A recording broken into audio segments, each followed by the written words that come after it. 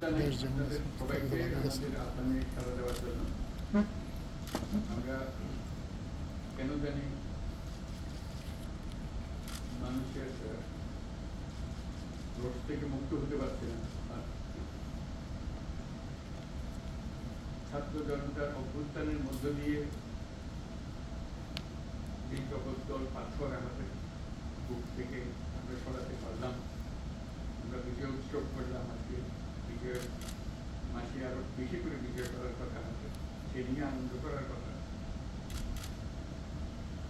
কিন্তু আমাদের এই মুক্তি, আমাদের এই স্বাধীনতা অনেকের কাছে পছন্দ হচ্ছে না। নানাভাবে নানা থেকে এটাকে উল্টে দেওয়ার চেষ্টা।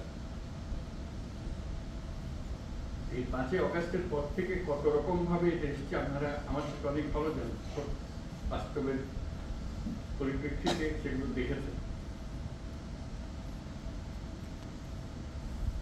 আমরা এর মধ্যেই এই পরিস্থিতিতেই মনে করেছিলাম শুরুতে যে বিরাট একটা পূজা আসছে, দুর্গা পূজা আসছে, এটা নিয়ে একটা হাঙ্গামা শুরু হবে।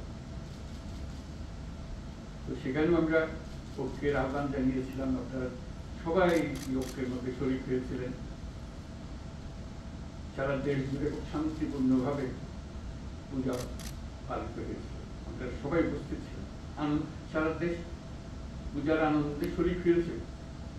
কোনো তফাৎ, কোনো জায়গাতে কোনো রকমের বিশৃঙ্খলা, কটূক্তি কিছুই না, সেটাও অনেকটা পছন্দ হয়। আবার নতুন নতুন দেশে নতুন ভাবে চেষ্টা করেই যাচ্ছে। এখন যে চেষ্টার মধ্যে আমরা দেখছি চেষ্টা চলছে, সেটার বিশেষ একটা রূপ আছে, সেই জন্য আপনাদের বিশেষভাবে আহ্বান জানাচ্ছি। এটা হলো যে বাংলাদেশ আমরা গড়ে তোলার চেষ্টা করছি, সেটাকে থামাচাপা দিয়ে আরেক বাংলাদেশের কাহিনী তারা রচনা করে চলছে। সারাক্ষণ এটা নানা রূপরেখা তারা দিয়ে যাচ্ছে। এখন এটা যে শুধু এক দেশের মধ্যে সীমাবদ্ধ রয়েছে তাও নয়,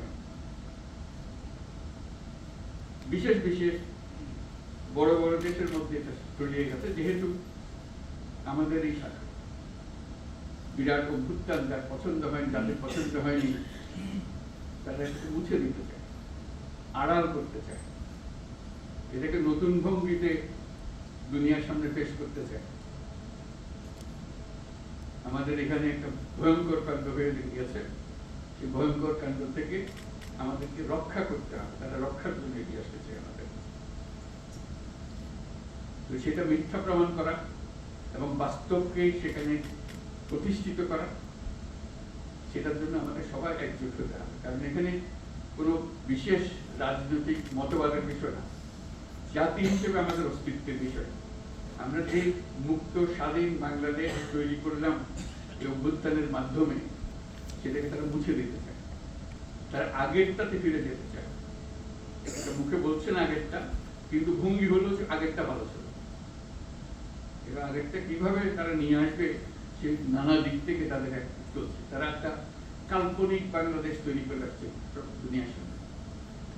তাদের শক্তি এত বেশি, অর্থ শক্তি এবং তাদের আয়োজনের শক্তি এত বেশি, ক্রমে ক্রমে দেখা যাচ্ছে মানুষকে এটাতে ঘেরাতে পারছে। এই নতুন যে কল্পকাহিনী তারা তৈরি করছে, সেটাতে অনেকে সন্দেহ প্রকাশ করছে, এটা কি ধরনের সরকার হলো ওখানে, এটা তো এখন আমরা বুঝতে পারছি না। আমাদের পিছনে পরিচ্ছন্ন একটা সরকার, কাউকে আমরা বাধা দিয়েছি এখানে আসবে? আমরা তো বারে বার বলছি যে আপনারা আসেন, দেখেন, দেখে যান। এখানে কোনো বাধা নেই, না দেখার বাধা আছে, না দেখার বাধা আছে, না বলার বাধা আছে। সেটার জন্য যেটা মুক্তি স্বাধীন বাংলাদেশ হবে। কিন্তু না, তারা ওখান থেকে এই কল্প কাহিনী বানিয়ে যাচ্ছে, বানিয়ে যাচ্ছে। এখন আমাদের সারা দুনিয়াকে বলতে হবে যে আমরা এক, আমরা যেটা পেয়েছি আমরা একযোগে পেয়েছি, কোনো মতভেদের মাধ্যমে পাইনি, কাউকে ধাক্কা ধাক্কি করে পাইনি। যারা আমাদের বুকের উপর চেপেছিল তাদেরকে আমরা বের করে দিয়েছি। এইটুকুই, আমরা নিজেরাই উন্মুক্ত হয়েছি। সেই জিনিসটা সবার সামনে তুলে ধরা, কিভাবে তুলব সে ব্যাপারে পরামর্শ দেওয়া। সবাই মিলে একটা জন্য আমরা প্রয়াসটা করতে পারি, কারণ আমাদের এই নতুন বাংলাদেশের যাত্রাপথে এটা একটা মস্ত বড় বিষয় হয়ে দাঁড়িয়েছে, অস্তিত্বের বিষয় হয়ে দাঁড়িয়েছে। এই জিনিসটা যেন আমরা ঠিকভাবে অগ্রসর হতে ভুল না করি, সেটার জন্যই আমরা সবাই মিলে পরামর্শ করে যাতে করে একযোগে আমরা কাজটা করতে পারি, সে আলোচনা আমরা।